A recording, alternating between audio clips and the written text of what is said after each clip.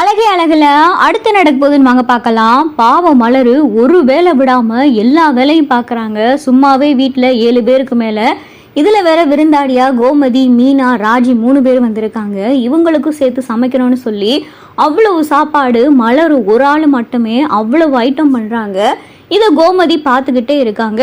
காய் நறுக்கிறதுலேருந்து, துணி காய போகிறதுலேருந்து, வீடை க்ளீன் பண்ணுறதுலேருந்து எல்லா வேலையும் மலரை செஞ்சுக்கிட்டு இருக்கவும் கோமதி சும்மா இருக்காம, ஏங்க நீங்கள் ஒரு வேளை கூட பார்க்க மாட்டீங்களா அப்படின்னு சொல்லி ராஜலட்சுமியை பார்த்து கோமதி கேட்கவும், என்னால் முன்ன மாதிரி முடியலைங்க, எனக்கு மூட்டு வலி அப்படின்னு சொல்லி ராஜலட்சுமி சொல்லவும், மூட்டு வலினா ஏன் உட்கார்ந்த இடத்துல இருந்து அவளுக்கு காய் நறுக்கி கொடுக்கலால, உட்கார்ந்த இடத்துல இருந்து துணி மடிச்சு வைக்கலால, உட்கார்ந்த இடத்துல இருந்து குழந்தைக்கு சாப்பாடு ஊட்டி விடலாம், குழந்தைய ஸ்கூலுக்கு கிளப்புறதுக்கு தலையை சீவி விடலாம், எவ்வளவோ வேலை இருக்குங்க, எதையுமே செய்ய மாட்டேங்கிறீங்க. அவ பாவம் மனுஷியா மிஸ்ஸினா ஓடா ஓடி தேய்கிறா அப்படின்னு சொல்லி கோமதி சொல்லவும், பாக்யராஜுக்கு பார்த்தா ஒரே உறுத்தலா இருக்கு.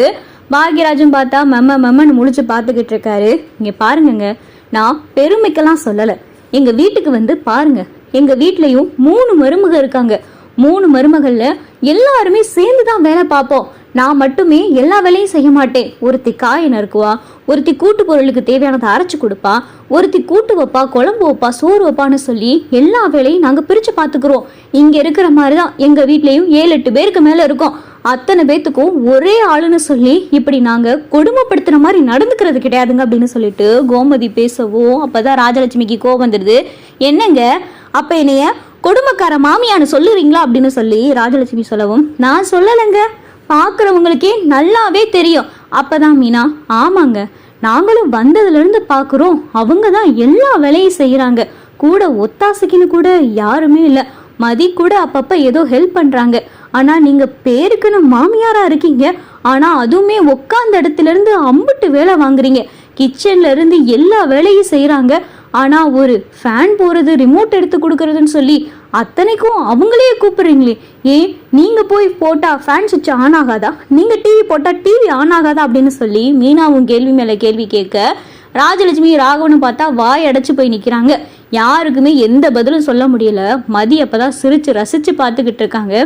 இதைத்தான் நான் கேட்டேன், கேட்டதுக்கு வந்தவ திமிரு பிடிச்சவன் பேசுறாங்க. இப்ப வெளியில இருந்து வந்து பாக்குறவங்களுக்கே நல்லா தெரியுது இவங்க என்ன செஞ்சுக்கிட்டு இருக்காங்கன்னு அப்படின்னு சொல்லிட்டு மதி யோசிச்சுக்கிட்டு இருக்காங்க. அப்பதான் பாக்யராஜ், என்னம்மா, ஏன் மலரு மட்டும்தான் இந்த வீட்டுல இருக்காளா, மலரு அவளுக்கு மட்டுமா சமைக்கிறா, வீட்டுல இருக்கிற எல்லாத்துக்கும் சேர்த்து தானே சமைக்கிறா, ஏமா நீங்க ஒரு ஹெல்ப் கூட பண்ண மாட்டீங்களா அப்படின்னு சொல்லி பாக்யராஜும் பேசவும், என்னடா நீ அவ கூட சேர்ந்து என்னை பேசுற அப்படின்னு சொல்லி ராஜலட்சுமி கேட்கவும், அவங்க சொன்னது ஒன்றும் தப்பு இல்லையம்மா, நியாயத்தை தானே சொன்னாங்க அப்படின்னு சொல்லி பாக்யராஜ் சொல்லவும், ராகவன் பார்த்தா பாக்யராஜை பார்த்து ஒரு முறைக்கிறாரு. அப்பதான் கோமதி, இங்கே பாருங்க, வீட்டுக்கு வந்த மருமகளை மகளா நினைக்கணும், இதே இது உங்க மகளை அவங்க வீட்டில் இந்த மாதிரி இத்தனை பேரை உட்கார வச்சு உங்க மக வேலை பார்த்தா உங்களுக்கு பார்க்க எப்படிங்க இருக்கும், சும்மா பார்த்துக்கிட்டு நிற்பீங்களா அப்படின்னு சொல்லிட்டு கோமதி கேட்கவும், ராஜலட்சுமியால் எதுவுமே பேச முடியல. அப்பதான் மலரு, அம்மா விடுங்கம்மா, பரவாயில்ல, நான் இப்பயும் இல்லை எப்பயுமே இப்படிதான் செஞ்சுக்கிட்டு இருக்கேன், எனக்கு பழக்கம் ஆயிருச்சு அப்படின்னு சொல்லிட்டு மலரு சொல்லவும், அட நீ சும்மா இருமா, நீ இப்படி அமைதியா இருக்க கண்டுதான் இத்தனை பேர் உட்காந்து ஒன்னைய வேலை வாங்குறாங்க. இங்க பாருமா, நீ அத்தனை பேத்துக்குன்னு ஒரு சாப்பாடு செய்யல, ஒரு ஆளுக்கு பூரி, ஒரு ஆளுக்கு இட்லி, ஒரு ஆளுக்கு பொங்கல்னு சொல்லி இத்தனை செஞ்சுக்கிட்டு இருக்கியம்மா. எங்க வீட்டுலலாம் அப்படி கிடையாது. எங்க வீட்டுல 7-8 பேர்கிட்ட இருக்கோம். காலையில நான் ஒரு இட்லியை வைப்பேன், அதோட கூட 2 சட்னி வைப்பேன், அவ்வளவுதான். அத்தனை பேரும் அந்த ஒரு சாப்பாடு தான் சாப்பிட்டுக்கிருவோம். ஒரு ஆளுக்கு இட்லி, ஒரு ஆளுக்கு பூரி, ஒரு ஆளுக்கு பொங்கல்னு சொல்லி எங்க வீட்டுல பழக்கம் கிடையாதுமா.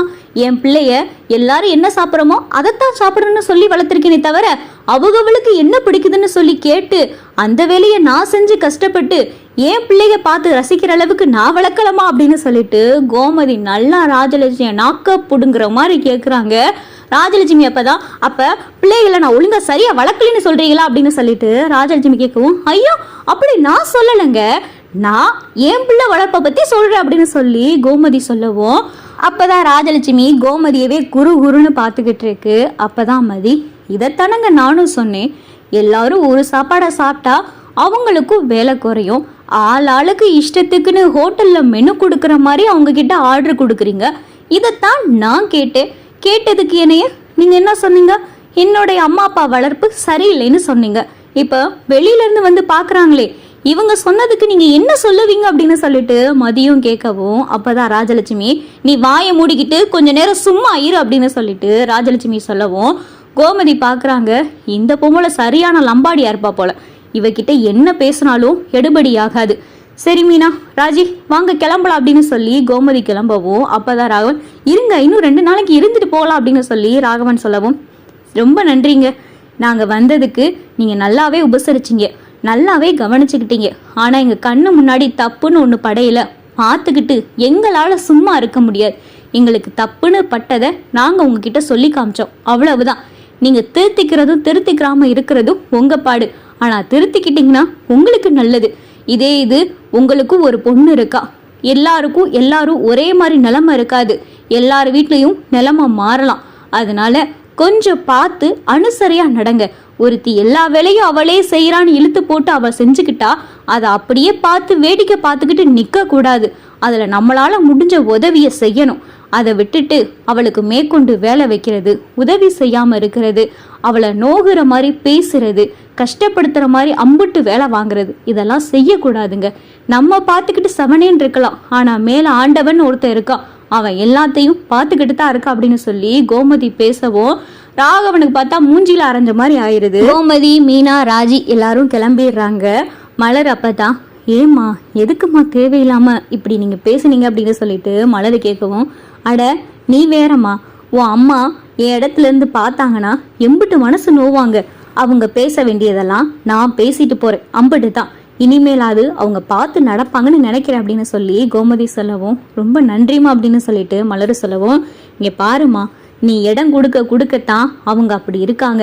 நீ பேச வேண்டிய இடத்துல பேசணும், எந்த இடத்துல மரியாதை கொடுத்து பேசக்கூடாதோ அந்த இடத்துல பேசாம இருக்கணும். நீ இப்படி எல்லாத்துக்குமே பேசாம அமைதியாவே இருந்தேன்னு வை, நாளைக்கு உன்னைய வச்சே எல்லாரும் உன்னைய இலக்காரணமா நடத்துற அளவுக்கு உன் நிலைமை போயிரும். அதனால கொஞ்சம் பார்த்து சுதாரிப்பா நடந்துக்க. எந்த இடத்துல பேசணுமோ தைரியமா பேசு. நீ பேசுறது தப்பு சரின்னு உன் மனசாட்சிக்கு தெரிஞ்சா போதும். உனக்கு சப்போர்ட் பண்றதுக்கு உன் வீட்டுக்காரர் இருக்காரு, அந்த பையன் பார்க்க ரொம்ப நல்லவனா இருக்கான். பத்தாவதுக்கு அவங்க அம்மா அப்பா வாய்க்கு பயந்துக்கிட்டு தான் உனக்கு சப்போர்ட் பண்ணி அவன் பேச விடாம கடந்து துடிக்கிறான்னு எங்களுக்கு நல்லாவே தெரியுது. நான் பார்க்கும்போதே நல்லாவே புரிஞ்சுக்கிட்டேம்மா. உங்க வீட்டுல இப்படி ஒரு நிலைமை இருக்குன்னு நான் நினைக்கவே இல்லை. ஆனா வந்த எல்லாரையும் நல்லா கவனிச்சுக்கிட்டாமா. யாரு என்ன கேட்டாலும் முகம் சுளிக்காம செஞ்சு கொடுத்த உனக்கு இந்த விஷயத்துக்கே பாராட்டணும் அப்படின்னு சொல்லிட்டு கோமதி மலரை புகழ்ந்து தள்ளுறாங்க. அப்பதான் பாக்யராஜ் கிட்டையும் கோமதி, எந்த இடத்துல பேசணுமோ அந்த இடத்துல பொண்டாட்டிக்கு ஏத்துக்கிட்டு கொஞ்சமாவது பேசுப்பா, அம்மா அப்பான்னு சொல்லிக்கிட்டு எல்லாத்துக்கும் விட்டு கொடுத்து போகாதப்பா அப்படின்னு சொல்லி கோமதி பாக்யராஜுக்கும் அட்வைஸ் பண்றாங்க.